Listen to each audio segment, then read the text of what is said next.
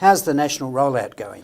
Well, there's three parts to the rollout. There's the fibre, the fixed wireless and the satellite. The fibre's going very well. We're approaching 150,000 premises that we will have passed, and that's coming along very well. People are concerned about the higher speed satellite service. I mean, what are the kind of lead times in people in regional and remote Australia? What are they like in terms of getting their services upgraded? So the long-term satellite, the two new satellites that NBN will launch in 2015, will deliver 25 megabits per second down and 5 megabits per second up, which is a phenomenal increase in speed, given that people are coming from dial-up speeds, if you like. The process to launch those satellites is reasonably complicated. As you could understand, they have to be constructed. They're launched from French Guiana. So it's a massive project to get off the ground.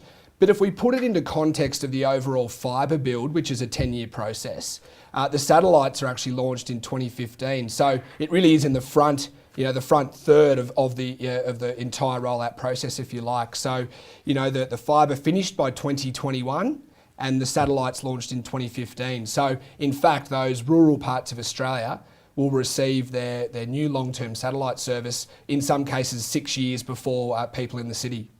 That sounds great. I think the gestation period for NBN's been long, and you've come under criticism for being slow.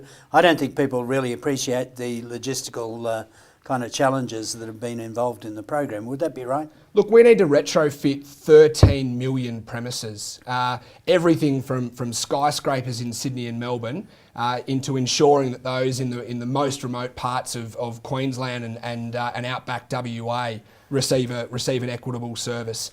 So the blueprint, if you like, for getting that off the ground and the engineering involved in sorting out the architecture and designing the network, connecting all the towns up, upgrading phone exchanges, putting new fibre down streets, building new towers, development applications, contracting to overseas companies to build satellites.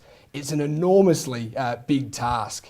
Here at the University of New England, there's a facility called the Kirby Smart Farm, which is trialling various digital methods of improving agricultural productivity. What's NBN's involvement been in the Kirby Smart Farm? So the Kirby Smart Farm is really exciting. Australian agriculture has always been leading the way in the uptake of new technologies. 10 years ago, it was GPS in tractors and headers.